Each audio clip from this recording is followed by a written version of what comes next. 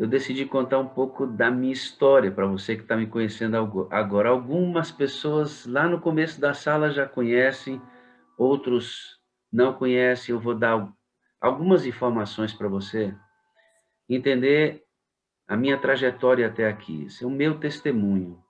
Meu testemunho, eu quero compartilhar com você algumas fases da minha vida até chegar exatamente nesse dia, né? 25/2/2021. Aos 16 anos de idade, eu sofri um acidente. Eu trabalhava em Taguatinga, aqui em uma cidade satélite de Brasília, numa avenida comercial chamada Sandu, numa padaria. Foi um dos meus primeiros e únicos emprego que eu tive. Eu trabalhei nessa padaria, fichado, de carteira fichada, e trabalhei na Câmara dos Deputados como assessor parlamentar 9 meses da minha vida. Mas eu era o orelha seca lá do gabinete, o office boy. Mas foi uma grande conquista na minha vida trabalhar ali durante aquele período.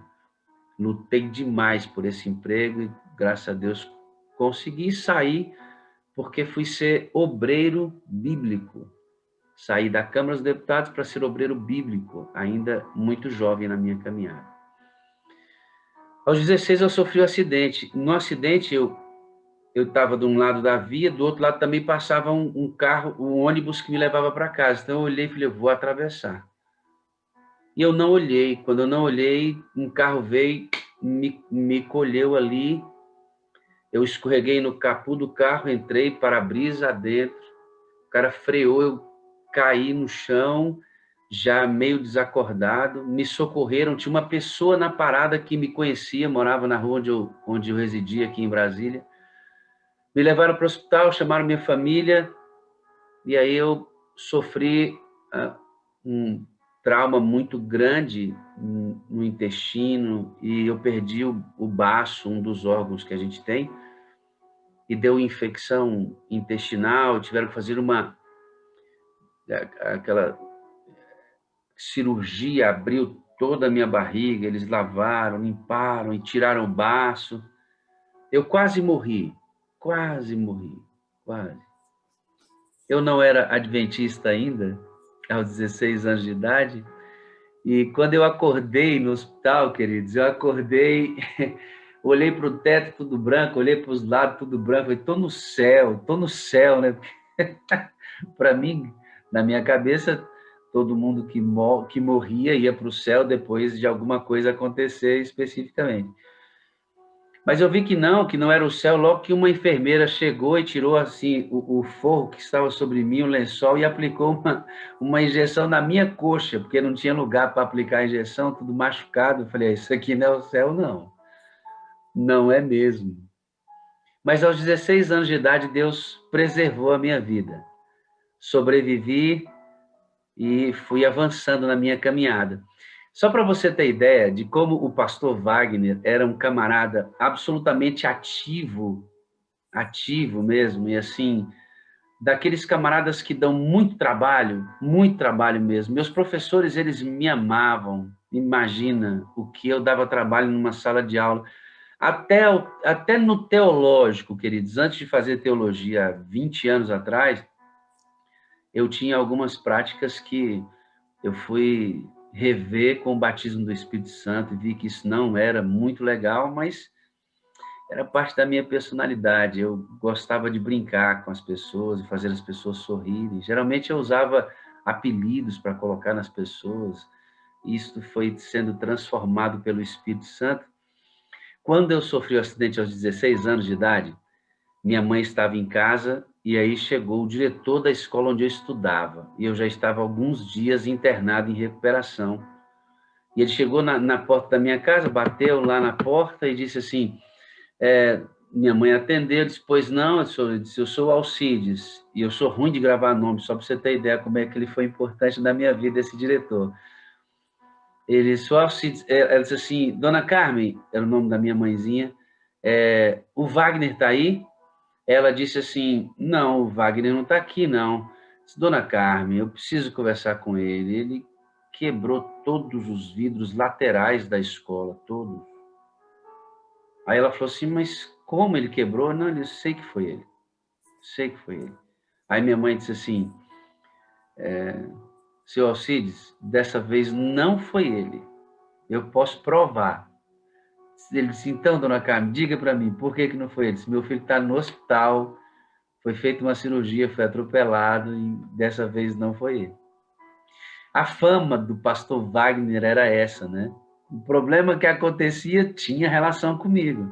De tão líder que eu era e, ao mesmo tempo, bagunceiro, irmãos. Eu era muito, mas muito. Eu sou pastor porque Deus falou assim, eu vou salvar a sua vida.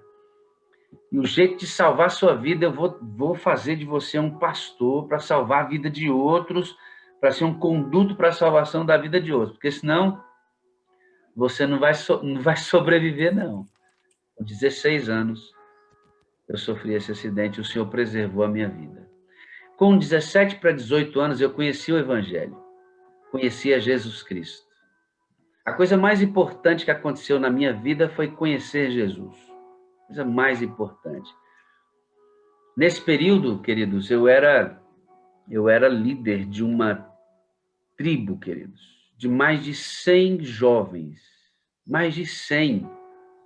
Eu coordenava essa turma todinha. Sabe como é que era o nome da nossa tribo? Aloprados. Olha isso. Aloprados. Essa palavra aloprado é, um, é a mesma coisa que dizer assim, esses aí são loucos. Era isso. E eu era o líder porque, geralmente, as minhas pichações, elas ocupavam os lugares mais difíceis da cidade onde a gente morava. Eu tinha pichação na porta do diretor da minha escola. Como é que eu conseguia fazer isso, né? Então, onde o nome do pichador ia, que é muito difícil, mais fama ele conseguia. E até hoje, infelizmente, é assim. Eu com 16 para 17, 15, 16, 17, antes de conhecer a Cristo, eu era líder dessa turma. Eu não vou contar aqui os detalhes, mas eu escapei de tiro, briga na rua, porque assim, essas tribos de pichação, eles disputam espaço, né? E tinha uma outra tribo ali naquela região de Taguatinga que uma vez eu vou falar para você, só papai do céu mesmo. Mas aos 16 para 17, 15, 16, 17, nesse período do acidente, eu liderava essa turma. Com 17 para 18, eu conheci o Evangelho. E foi numa igreja adventista chamada, aqui em Brasília, na cidade satélite, chamada Taguatinga. Eu fui à igreja, entrei naquela igreja grande, era uma igreja para 1.800 pessoas, 750, 800 pessoas. Hoje foi reformada, está muito linda, já era linda naquela época. Eu entrei, olhei para tudo aquilo, aqueles crentes tudo sentado, todo mundo arrumadinho, eu de preto, cheio de alfinete na roupa. Olhei para aquele negócio assim, e falei, mas rapaz, que lugar diferente esse, né? Nessa época, a igreja adventista, em muitos lugares ainda é assim, a liturgia, que é o processo todo da cerimônia da reunião, acontecia e quando as pessoas que iam fazer parte diretamente na atuação do culto entravam, toda a congregação levantava. E aí era cantada uma música, silêncio, silêncio, na casa de Deus. Eita, irmãos, a hora que aquele povo começou a cantar essa música, e que todo mundo levantou assim, eu olhei, eu tenho que levantar também. Eu levantei, daqui a pouco um homem lá na frente que ia pregar, ajoelhou, pediu a presença de Deus. Eu falei, meu Deus do céu, que coisa linda isso aqui. Por incrível que pareça, para você que está assistindo e é adventista, a coisa que mais me chamou a atenção foi a entrada dos membros daquela plataforma. Olha que coisa linda aquilo. Silêncio, silêncio. Eu saí daquilo com aquilo na minha cabeça. Aos 18 anos eu fui batizado. Fui batizado na igreja adventista como não deveria ser, sem estudos bíblicos. Eu recebi estudo bíblico assistindo culto e fazendo coinonia com um irmão abençoado da igreja, que levava a gente para os montes para orar, para a casa dele para estudar a Bíblia. Foi ali que eu fui descobrindo a doutrina adventista, me deparei com todas as verdades distintivas da igreja, como a do santuário, fiquei encantado com a mensagem do santuário, a mensagem sobre saúde, fiquei encantado com aquilo. O sábado me despertou, falei, meu Deus do céu, que coisa séria esse negócio. E fui descobrindo a verdade sobre o que acontece com a gente depois que a gente morre, como é que esse negócio de alma, a gente tem alma, não tem, e a gente foi estudando essas verdades, a volta de Jesus, universal, visível, literal. Falei, meu Deus, eu tenho que me preparar para tudo isso. Deus foi me enchendo de alegria por conhecer. 18 anos eu conheci a igreja adventista do sétimo dia. Daí, queridos, nunca mais eu deixei de ser líder nessa igreja. Eu não fui líder apenas do Ministério da Mulher, porque na época que eu entrei não tinha, e agora não tem que ser uma mulher para ser líder, né? E eu também nunca me aproximei muito dos desbravadores, porque desbravador, aquele negócio de marchar, aquele negócio de ordem, eu me assustava um pouco com aquilo, mas por timidez mesmo de entrar ali naquele esquema, né? Passei um tempo na igreja, líder, aconteceu algo de desagradável comigo e eu deixei a igreja. Deixei a igreja.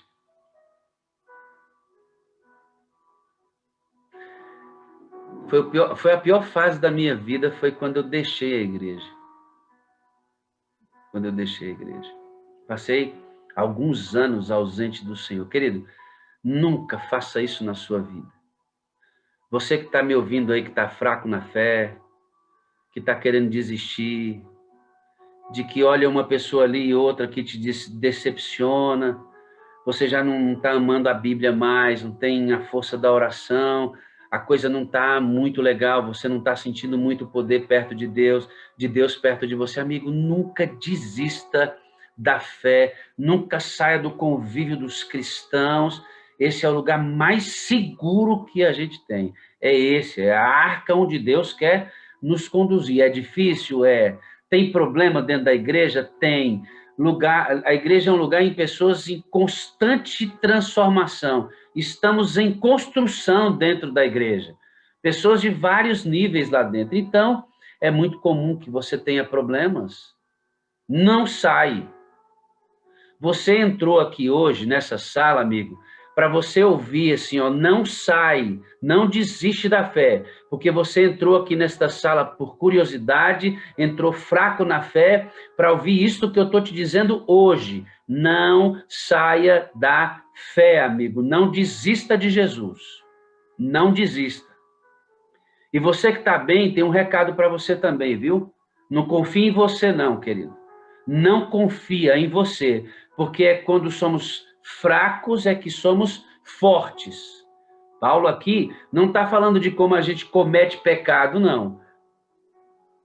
Paulo está falando aqui de quando nós reconhecemos nossa fragilidade e nossa dependência de Deus, que somos fracos para andar sozinhos, é aí que somos fortes.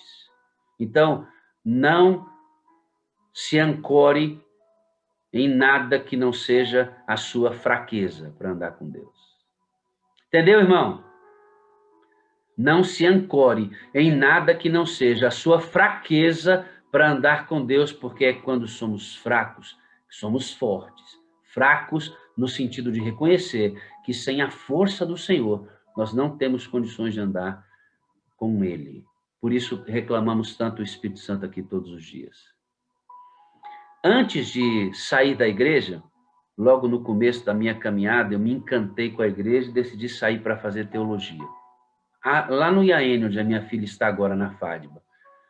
Quando eu estava no IAN fazendo o ajuste da minha grade curricular, porque o que eu já tinha estudado não era compatível com a grade da FADBA, o IAN na época, eu tive que voltar um pouquinho. Passei um semestre, vim de férias. Meu pai, infelizmente, adoeceu, ele contraiu enfisema pulmonar e veio a falecer no ano de 94. Foi o golpe até então mais duro da minha vida, queridos, perder o meu pai. Meu pai era um cara muito gente boa. Ele não tinha muito para oferecer, sabe? Saiu cedo de casa. Para você ter ideia, eu não conheci os avós do lado do meu pai, eu não conheci irmãos do meu pai, porque muito cedo meu pai foi para o trecho e teve que cuidar da vida dele. Teve pouco estudo. Mas sabe o que eu mais prestei atenção no meu pai, mais me admirou no meu pai, apesar de todos os defeitos que ele tinha, que meu pai tinha, eu também tenho, todos temos, era que meu pai entregava o que ele tinha, tudo. Ele entregava tudo que ele tinha pelos filhos e pela família. Não tinha muito, mas tudo que ele tinha, ele entregava. Eu lembro dele, muito. Até hoje, amados, até hoje, às vezes eu pego a foto do meu pai e da minha mãe e saio para um canto da casa e aí olho para eles na foto e relembro, relembro, relembro. Relembro quando eu podia abraçar meu pai, relembro quando eu podia ver o meu pai, ouvir a voz dele. Quantas vezes meu pai chegou em casa, ele era motorista de táxi, e ele chegava cansado, eu chegava, e eu sempre fiz isso, tirava as meias do meu pai, colocava a chinela nos pés, minha mãe colocava a comida dele, eu trazia para o meu pai comer, depois ele terminava, eu pegava o prato, levava para a cozinha, ele gostava de tomar água, depois eu oferecia água para ele, e sentava ali perto do meu pai. Eu já depois de grande, quando viajava, voltava, me lembro muito das cenas quando eu descia a estrada perto da minha casa, ele jogava dominó com os amigos, já aposentado, ele levantava e vinha ao meu encontro, eu ia ao encontro dele, e a gente se abraçava. Queridos, eu passava alguns momentos abraçados com meu pai, parece que o nosso coração era um só, sabe? Ele era um negro maior que eu, assim, de costas largas, né? Olha, eu vou falar para você, eu tenho saudade dele. Deixa eu dizer uma coisa para você que está me ouvindo aqui, amigo. Você tem pai? Tem? Tem. Ah, ele foi muito duro com você, amigo, valorize enquanto você tem. Porque depois que perde, vou falar para você, é muito difícil. Saudade é uma coisa que dói muito. Seu pai está vivo, tá? Tem quantos dias que você não fala com ele? Ah, mas eu estou chateado.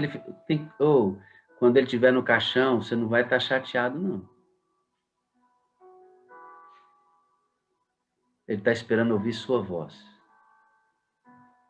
Porque se eu tivesse o meu, eu falaria com ele hoje.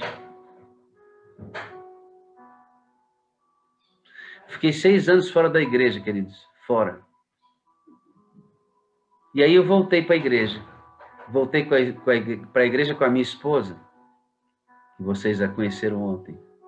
Depois a gente conta como é que a gente se encontrou. Você nem acredita onde é que essa menina me encontrou. Foi Deus, querido, que nos uniu, porque ele sabia que ela precisava de mim e eu precisava dela. Foi Deus quem nos uniu. A maneira é a mais improvável forma de Deus atender a uma oração.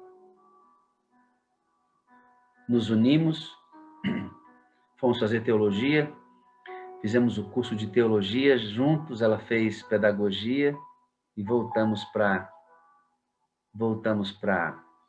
atuar aqui em Brasília. Meu primeiro distrito aqui no Itapuã, distrito querido, amado demais. Depois eu conto para vocês como é que a gente se encontrou. Vou pular essa parte porque eu quero chegar em uma outra que eu acho que para esse momento que a gente está ressaltando os pastores aqui, é muito importante. Voltamos, começamos o nosso trabalho como pastor aqui no Distrito Federal, 3 anos no Itapuã, e fui para Tocantins trabalhar em Araguaína, na Central de Araguaína, depois trabalhei na Central de Palmas, e depois voltei para Brasília. Lá em Araguaína, no 4º ano de ministério, eu vou confessar uma coisa para vocês aqui, para aqueles que não ouviram ainda, eu morri de vontade de deixar o ministério, queridos. Eu morri, mas sabe o que é assim? Muita vontade de deixar o ministério mesmo. Por quê? Não estava dando conta, pastor? Não, pelo contrário. Todos os meus alvos, tanto de batismo como de crescimento da igreja em seus vários aspectos, foram alcançados e eram alcançados com êxito. Eu nunca tive dificuldade de liderar a minha igreja, de ser a referência da minha igreja, a influência da minha igreja. Nunca tive dificuldade. E eu trabalhava intensamente. Do mesmo jeito que eu liderava as turminhas lá, eu liderava a igreja. Deus me separou, me tirou do mundo da pichação para eu escrever agora no coração das pessoas o nome de Cristo, né? Eu colocava o meu nome nas paredes. Era o meu nome, era a minha fama, era eu que aparecia lá na parede. Aí Cristo me chama e diz, não, você vai continuar escrevendo, mas você vai escrever o meu nome no coração das pessoas, para que eles se entreguem a mim e sejam salvos em Cristo. Me chamou para um outro ministério, um ministério do bem, claro. E aí, no meu 4º ano de ministério, eu entrei meio que em parafuso. Sabe por quê? Deixa eu contar para você. Por que eu tive vontade de deixar o ministério? Presta atenção aqui, ó. Você que é membro de igreja, que é líder de igreja, vai precisar dessa informação, tá bom? No 4º ano, eu percebi uma coisa que, assim, me deixou muito incomodado. Mas profundamente incomodado. Sabe o que foi? Eu olhava para os resultados do meu trabalho, queridos, e eu percebia que iam muito bem. Sabe o que é muito bem mesmo? Iam muito bem. Mas eu olhava para as pessoas e eu não conseguia ver nas pessoas a relação da intensidade do meu trabalho com a transformação da vida deles. Então, eu cheguei a uma conclusão. O meu ministério não está transformando vidas. Por mais que eu trabalhe intensamente, todos os resultados institucionais que me são pedidos, que me eram pedidos, eram alcançados com êxito. Então, por que eu não tinha testemunhos de pessoas sendo transformadas de dentro para fora, essencialmente? Por que eu não tinha aquilo? Então, eu comecei a me sentir ruim entre esses dois ambientes aqui, entre os alvos alcançados, a motivação que eu dava para a igreja e as vidas transformadas. Eu não as encontrava, eu não as via, a não ser em pequenos relances, mas faltava isso. E aquilo começou a me angustiar, porque para mim não tinha relação se eu pregava a palavra de Deus, a Bíblia, e por que as pessoas não estavam transformadas, e aquilo começou a me angustiar. Eu falei, não vou ficar aqui não. Eu não vou ficar aqui não. Se o meu ministério se resume, desculpem, se o meu ministério se resume a replicar programas, eventos que são maravilhosos, mas isso não está gerando resultado, e é para isso que eu vou existir como pastor. Eu falei, não quero não. Ou o meu ministério transforma vidas, ou eu vou deixar esse negócio. Eu vou deixar isso aqui. Comecei a falar com Deus. Eu vou deixar. Um domingo de manhã, lá em Palmas, lá em Araguaína, eu entrei em casa. Eu sempre aluguei casa grande para receber os irmãos. Minha esposa gosta de treinar a igreja. Quando eu entrei, minha esposa estava fazendo uma oficina com todas as líderes do Ministério da Criança e professoras do Ministério da Criança, ensinando a fazer cortes em EVA, para elas enfeitarem as salas e tudo, deixar tudo bonitinho, até para as trimestrais que nós temos, que são reuniões grandes para treinar pessoas que trabalham com crianças.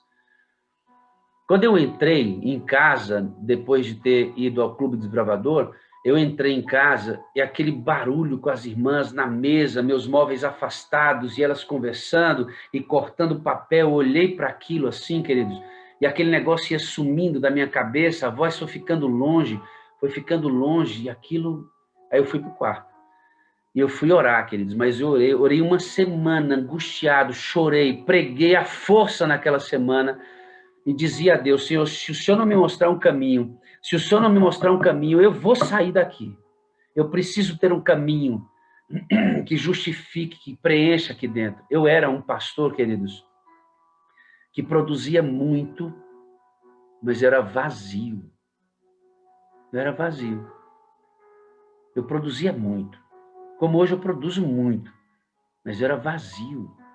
Eu não era feliz. Eu não era um pastor feliz. Não era mesmo. Apesar de produzir muito, não sei se você entende isso. Na minha sala, tinha um quadro, daqueles que você escreve com pincel e apaga facilmente, e a minha esposa lá com as mulheres, e na outra sala um quadro, e eu olhei para o quadro, ele em branco, e o pincel assim, na madeirinha que sustém. Eu peguei o pincel na mão, e eu abria e fechava o pincel, abria e fechava, e olhava para aquele quadro. Nessa época eu já trabalhava a ênfase do amor incondicional, mas a ideia do Espírito Santo ainda não tinha surgido de tão intensamente na minha vida. Eu olhei no quadro, e aí veio um insight. Veio uma ideia. Primeira coisa que veio à minha cabeça, quando eu olhei para aquele quadro, foi o Espírito Santo. Ele falou comigo, você conhece o Espírito Santo? Não conheço. Sei que ele existe.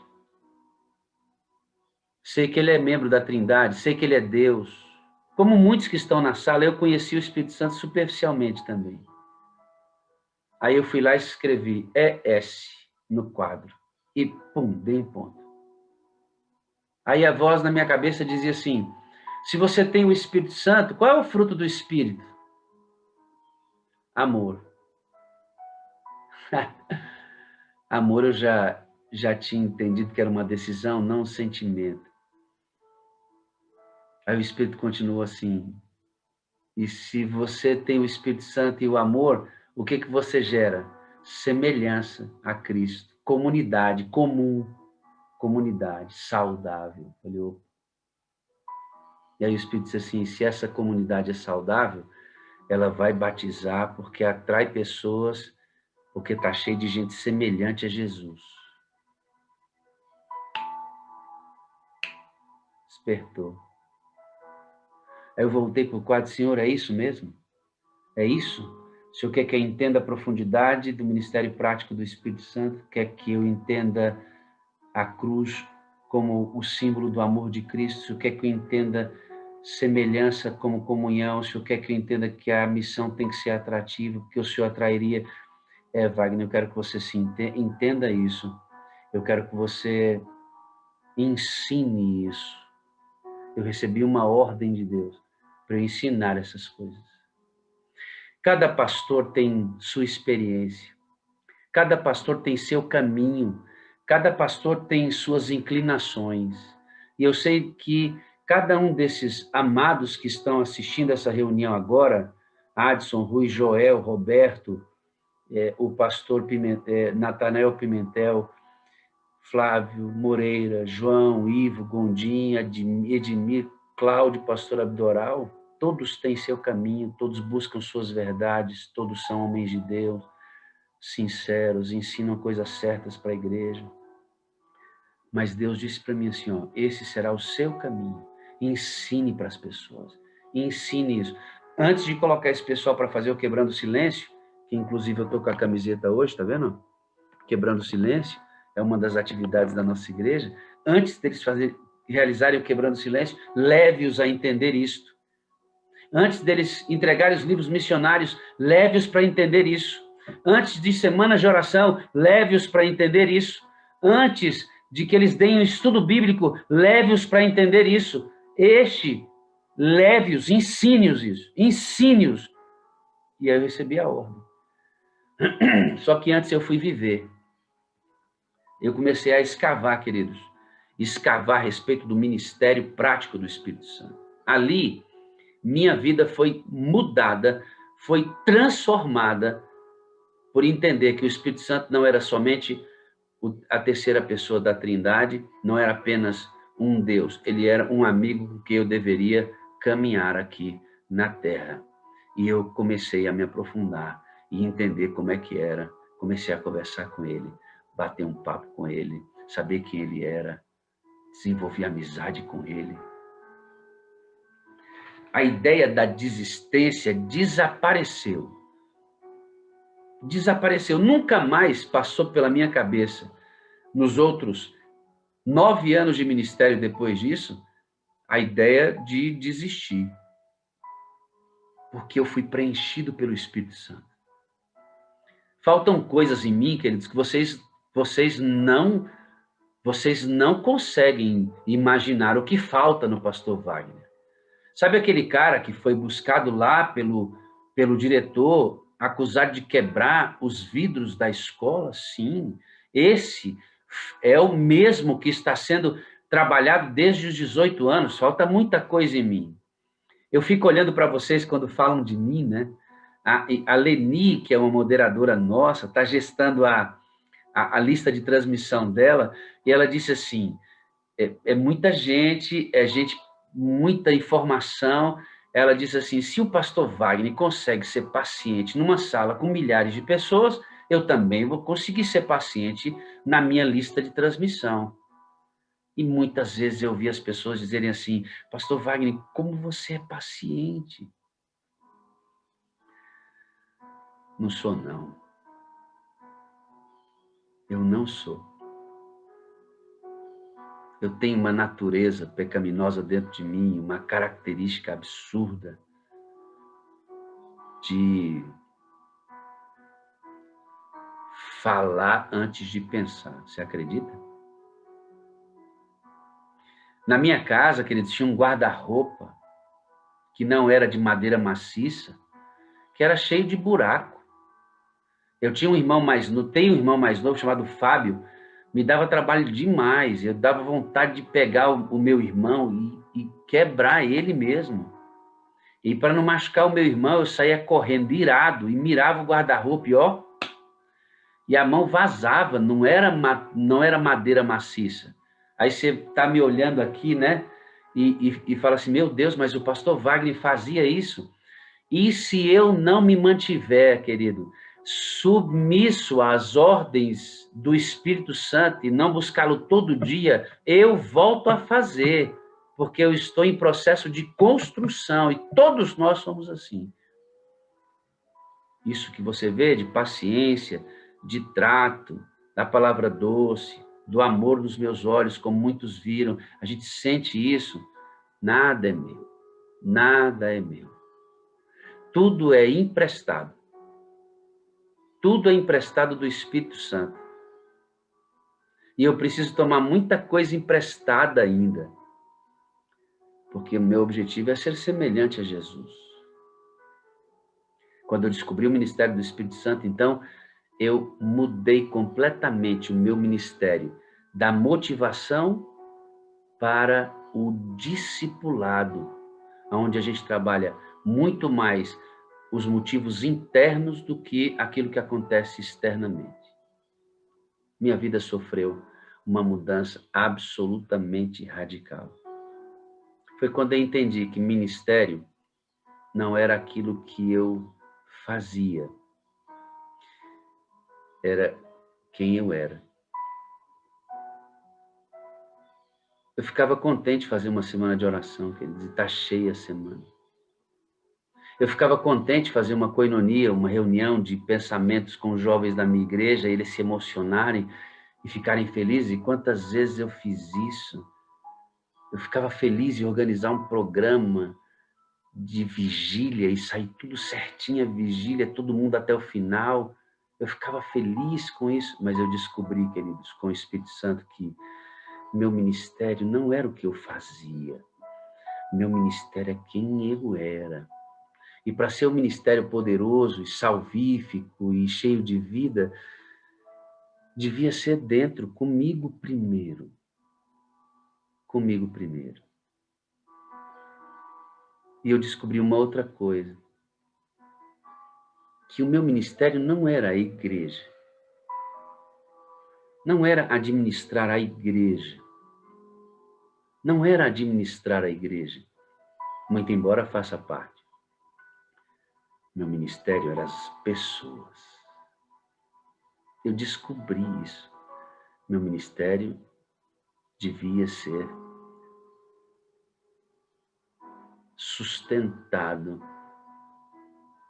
em quem eu era através de Deus, do Espírito Santo e quem as pessoas eram para mim. A partir daí, eu não consegui mais pensar diferente. Alguns falam assim, puxa, pastor, não é muito difícil não acordar todo dia, 4:30 da manhã, fazer uma sala todo dia. Irmãos, é difícil, cansa. Tem dia que o corpo está dizendo assim, fica aqui. Mas quando eu lembro da Jússi, do quarto de guerra dela, quando eu lembro da Rosana, quando eu lembro da Lúcia Maria, quando eu lembro do Ricardo, que está assistindo agora ali, acredito que com seus filhos, se não me engano, ali, com a família. A Neuzi, quando eu lembro da Luciana, quando eu lembro do Clóvis, quando eu lembro da Márcia, quando eu lembro dos moderadores, quando eu lembro das histórias, eu não consigo ficar na cama. Porque eu amo todos vocês. E o meu ministério abriu os olhos, são pessoas. E quando vocês contam os testemunhos de transformação da vida de vocês aqui, e que choram e que dizem que a vida de vocês não é mais a mesma, que vocês encontraram o caminho, a solidez da vida espiritual, entenderam o processo todo, meu Deus do céu, daqui eu fico, eu não sei se vocês já pegaram muitas vezes, mas eu fico assim, ó, parado, observando isso, porque é tão bom ver isso. Vidas transformadas, pessoas conhecendo a Cristo. Então, meu ministério passou a ser aquilo que eu sou e as pessoas passaram a ser mais importantes do que as coisas. Aí fez sentido. Aí fez sentido. Sabe o que aconteceu com isso? Sabe o meu carro? Não é meu. Eu desisti dessa ideia. Meu carro é da minha comunidade. Meu carro, ele serve a minha família. É um bom carro. Minha esposa está trabalhando e, graças a Deus, pudemos comprar um bom carro. Mas ele serve à igreja. Sabe o que aconteceu, queridos? Deixa eu dizer para você o que aconteceu.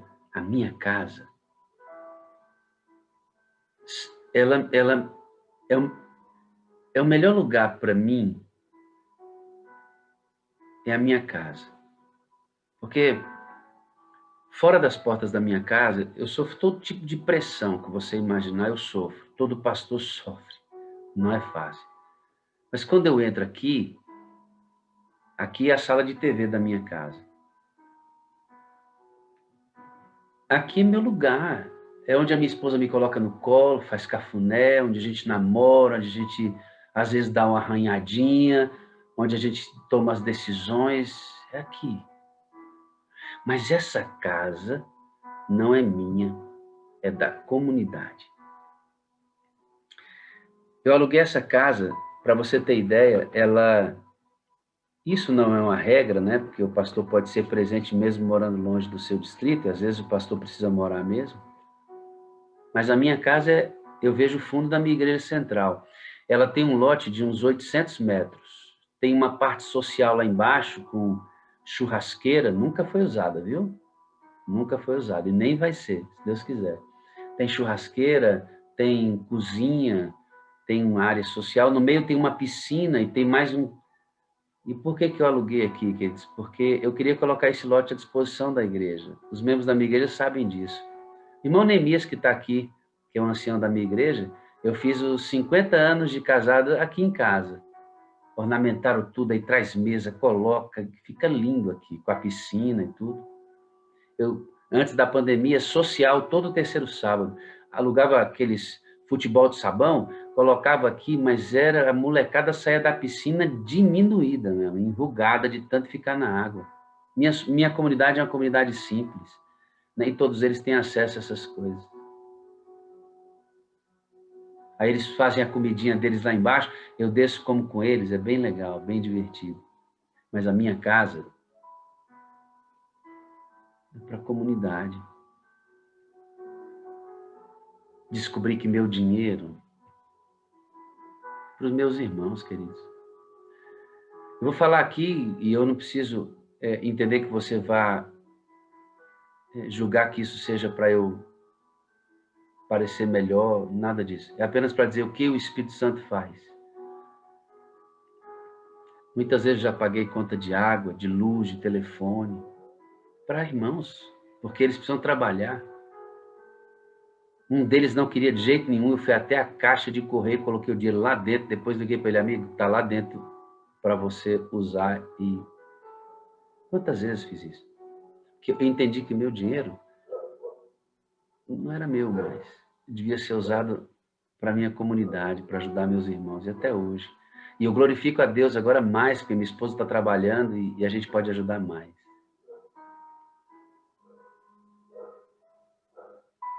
A descoberta do Espírito Santo fez entender que a minha vida não é minha mais.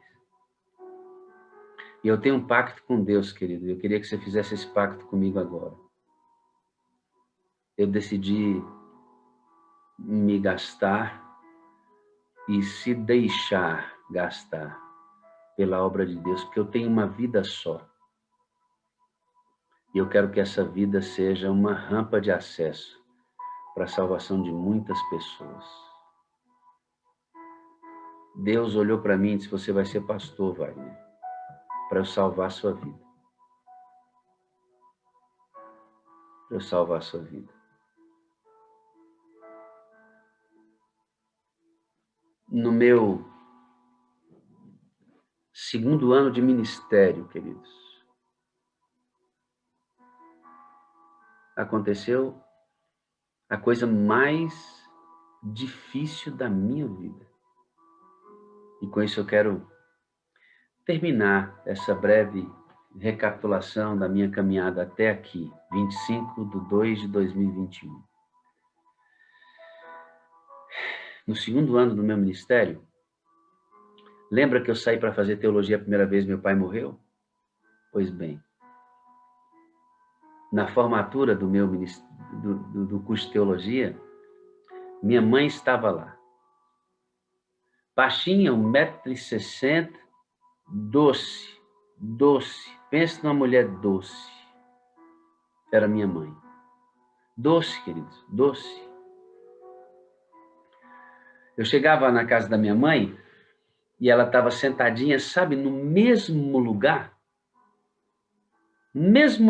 do sofazinho dela, de frente à TV. Minha mãe não era adventista, mas graças a Deus, antes de eu sair para fazer teologia, ela assistiu toda uma semana de oração que eu fiz, durante o curso, muito bons contatos com ela, e antes de morrer, ela aceitou Jesus como Salvador. Então, eu creio que minha mãe ressuscitará na primeira ressurreição. Quero muito encontrá-la pela fé, eu creio nisso.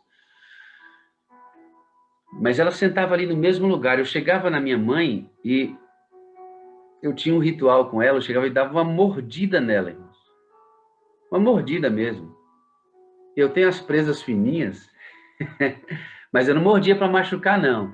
Mas ficavam as marcas. Aí ela dizia assim, ai, Wagner, você tem os dentes finos, menino. Mas ela nunca me pediu para parar. Porque todas as vezes que eu mordia, sem machucar, claro, ela brincava comigo e eu aí assoprava e beijava o lugar umas 20 vezes. Minha mãe era muito cheirosinha, limpinha demais a minha mãe. Uma mulher linda. No meu segundo ano de ministério, minha mãe também desenvolveu enfisema pulmonar como meu pai. E ela foi internada, queridos, no Hospital Público da Ceilândia. E os irmãos faziam rodízio para cuidar da fase aguda da doença da minha mãe, porque ela foi perdendo a capacidade de respirar por causa do enfisema. Minha irmã tinha ficado à noite com a minha mãe. Eu cheguei no hospital, ela tinha acabado de tomar banho, a trouxeram numa cadeira de rodas, ela já não conseguia andar mais. A trouxeram numa cadeira de roda. Eu lembro até hoje, isso não vai sair da minha cabeça nunca mais, nunca mais. E eu nunca mais serei a mesma pessoa, nunca mais, nunca, nunca. E eu lembro do que a minha mãe disse pela última vez. A última vez que eu ouvi a voz da minha mãe, a última vez que eu vi minha mãe viva, respirando, consciente, foi aquela vez. Ela olhou para mim, eu estava em pé, ela olhou para mim e disse: filho, a coisa tá ruim. Os olhos da minha mãe já estavam amarelados, meio foscos, sem vida. Eu abaixei, disse: mãe, me dá um beijo.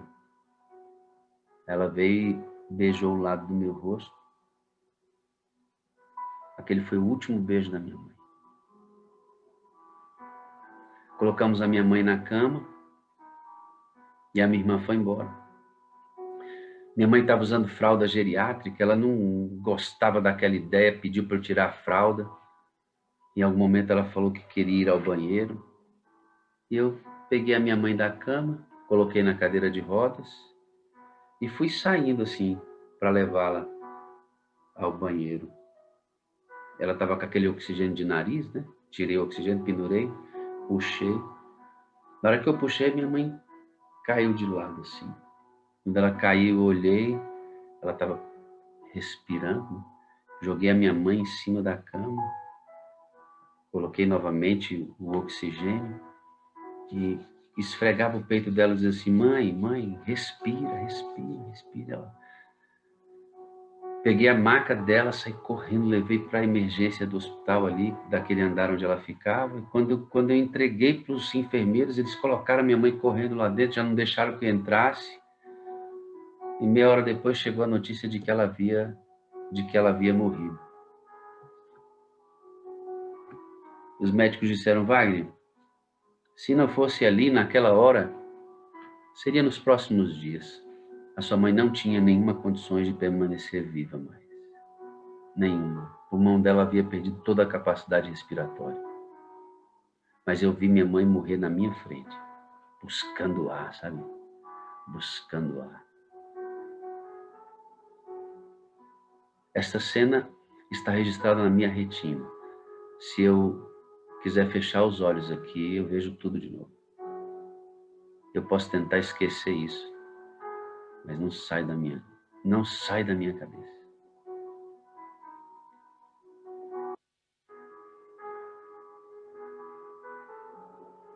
De um pastor que quis desistir do evangelho, porque não via sentido.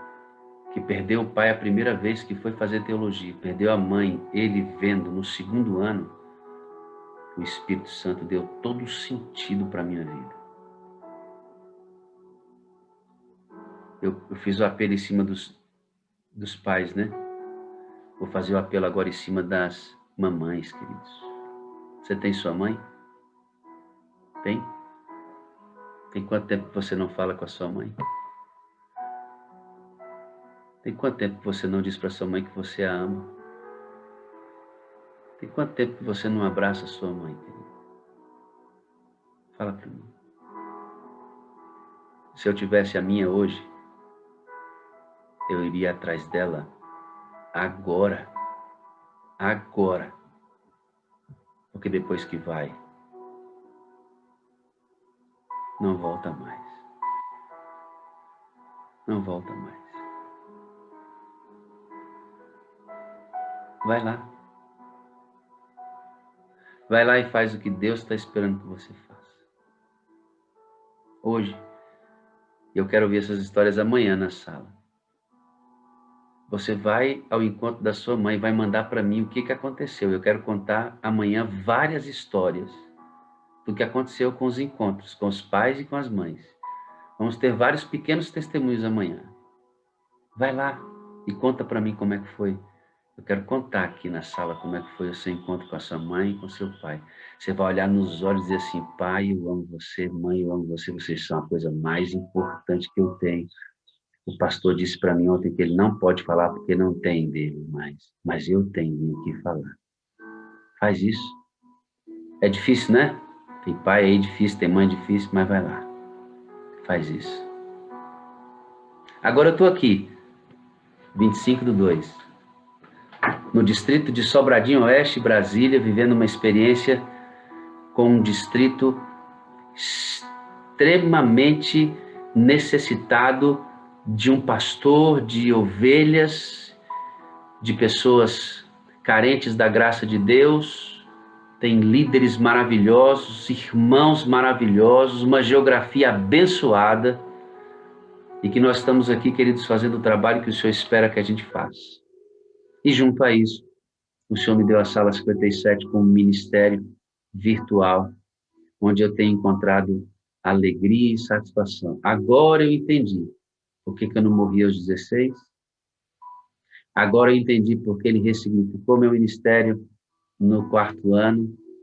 E eu entendi por que esta sala veio cair na minha mão aqui, para a gente dirigir todo esse processo. É porque o que acontece no meu distrito físico hoje, junto com o que acontece aqui na sala, me dá certeza de que Deus está conduzindo a minha vida. Por trás de cada pastor tem uma história, queridos. Por trás da vida de cada pastor tem uma história. Ame seu pastor, ovelha. Porque o pastor amado certamente amará o seu rebanho. Ele tem dores escondidas aqui dentro que você não sabe, que se você se aproximar, você vai conhecer. E você vai poder entender muito melhor o seu pastor se você conhecer as dores, os traumas, as nuances da vida desse pastor. Tá bom? Combinado? Vai lá na mamãe e no papai, tá bom? Ame-os. Ame-os. Se você não tem, ame seus irmãos. Se você não tem, ame os irmãos da igreja. Mas dá para amar. Expresse isso. Mas eu quero que você vá a mãe e o pai. Eu quero ouvir esses testemunhos amanhã. Isso é um pouco da história do pastor Wagner, que você está conhecendo aqui, que está me dando a alegria de conhecer você, e que isso vai fazer com que nossa reunião no céu seja absolutamente maravilhosa. Né? Ore por mim, eu vou estar orando por você sempre, e pedindo a Deus que o nosso encontro aqui gere salvação aí. Porque está gerando salvação aqui. Que o nosso encontro aqui gere salvação aí, Júlia. Porque está gerando salvação aqui, na minha vida. Amo vocês. Amo vocês. Amo, ó. Amo vocês. Eu quero orar agora com você. Pedir a bênção de Deus para mais um dia de reunião. Já pensei na data da vigília. Vigília de Atos. As camisetas já estão sendo feitas. Eu quero orar com você no fundo de uma música que eu gosto muito, que eu queria que você ouvisse comigo aqui. E se ajoelhasse para orar. Tá bom? Se ajoelha aí.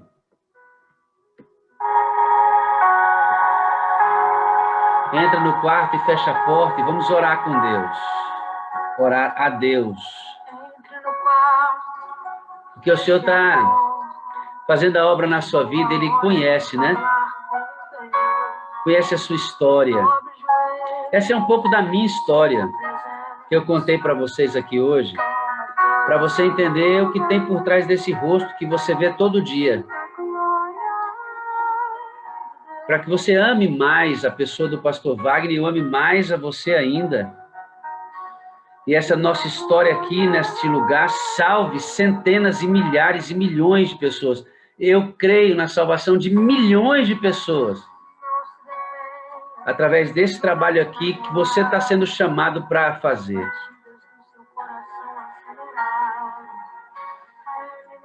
Vou te convidar para orar comigo agora. Tá bom? Vamos orar.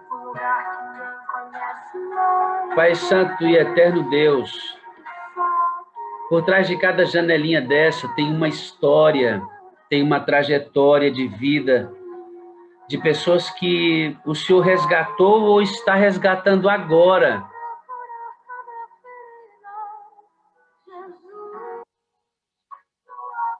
O Senhor está curando agora, Pai, muitas vidas, resgatando agora pessoas que não tiveram encontro pessoal contigo ainda.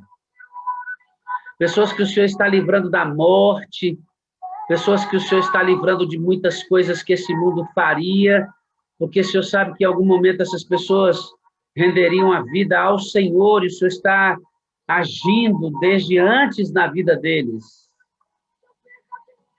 Abençoa, Senhor, a cada um desses aqui.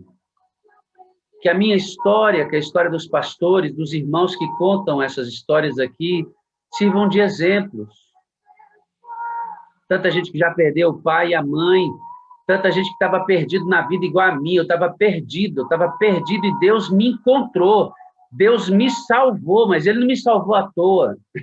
Deus me salvou para que Ele usasse a minha vida como acesso de salvação para a vida de tantas outras pessoas, como separou esses pastores abençoados aqui desta sala, e todos os irmãos que aqui estão. O Senhor está trabalhando, Pai. Como eu disse, se alguém entrou nessa sala hoje com vontade de desistir, Pai, acaba com essa ideia, tira da cabeça deles. Não dá para olhar para a cruz e desistir. Eles estão feridos. Estão numa vida como a minha, muitas vezes lá no passado, uma vida que não tinha nenhuma direção, que não tinha a presença de Deus. E hoje, o que eu mais quero é a presença dEle. Desperta nesses que estão ouvindo, ó Deus, o desejo pela Tua presença, Senhor. Que nada, absolutamente nada, seja mais desejável do que a Tua presença, essa presença que mexe dentro da gente. E a gente sente, ó Deus, a operação, e que a gente perca tudo que esse mundo oferece, menos a Tua presença. Enche, meu Deus, essa pessoa que está me ouvindo agora com a Tua presença, e que ela veja, ó Deus, na ressignificação da minha vida, na maneira como Deus mudou a minha maneira de ver meu ministério, de ver as pessoas, de perceber como as coisas me pertencem a mim, mas devem servir aos outros. As mudanças que Deus tem feito no meu temperamento, na minha vida, na minha maneira de pensar, de falar, de agir, de tratar as pessoas, de tudo, ó Deus, da maneira como o Senhor está trabalhando na minha vida, que hoje esse exemplo tenha sido útil para esses servos, e que eles entendam que a mesma obra que está acontecendo em mim pode acontecer na vida deles, e já deve estar acontecendo, basta que eles se inclinem em submissão às ordens audíveis do Teu Espírito e obedeçam irrestritamente, como o pastor pregou aqui hoje. Eu quero orar mais uma vez pelos pastores que aqui estão. Senhor, se algum deles está vivendo o mesmo drama que eu vivi há alguns anos atrás no meu ministério, de não ver sentido entre a prática e a realidade essencial dos resultados do nosso trabalho, meu Deus, acalma o coração desse pastor, visita o coração dele, Pai. Ontem nós recebemos aqui no Zap uma esposa mandando uma mensagem, pedindo ajuda, porque o seu esposo, pastor de distrito, está deprimido, sem alegria, chega atrasado nas reuniões, Pai. Não está feliz em sair para pregar porque perdeu o brilho. Talvez ele tenha que entender que a operação do Espírito Santo precisa começar a ser feita agora na vida dele. Visita esse pastor, meu Deus. Reanima o coração desse homem. Levanta esse homem do pó, Senhor. Mostra para ele que o Senhor chamou para que ele seja um dos exércitos, do exército do Senhor, que veio para fazer a obra de salvação na vida de tantas pessoas. Se tem algum irmão que perdeu o brilho aqui hoje, levanta, Pai. Ele foi levantado para ser luz sobre a terra.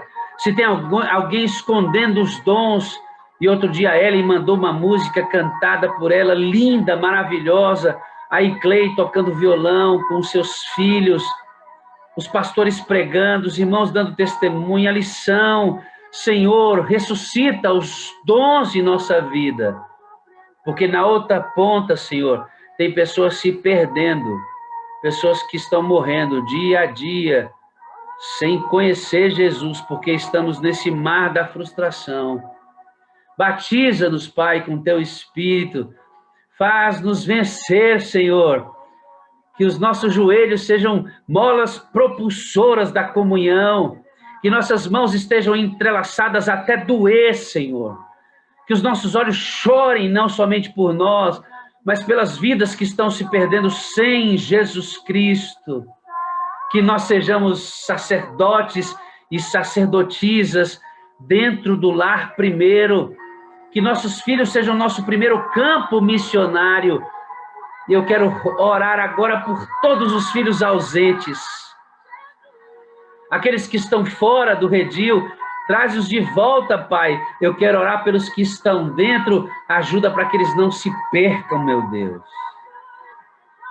E eu lancei um desafio hoje para esses amados, para que eles voltem agora para a vida deles, assim que essa reunião terminar, Senhor. E que aqueles que têm pai e mãe, liguem, e se podem, que eles vão até a casa dos pais, apenas para abraçar, apenas para amá-los, para verbalizar o amor. E queremos escolher o resultado disso na reunião de amanhã. A cada pastor a unção, a cada membro a unção. Continua trabalhando na vida do Cimei, ó Deus, ele está se recuperando da Covid, graças a Deus. Na vida dos enfermos, continua curando Lucas, restaurando nossas doenças mentais, ó Deus, a depressão, o estresse, o pânico, qualquer coisa que nos atinja. Cura-nos. Cura-nos, Pai, cura-nos, para que nós sejamos a cura de outras pessoas. Levanta esses que estão deitados, Pai, na cama, sem esperança, sem alegria. Levanta-os, Pai, levanta-os, como um grande exército, cheios e batizados pelo Espírito Santo do Senhor. Em nome de Jesus. Amém.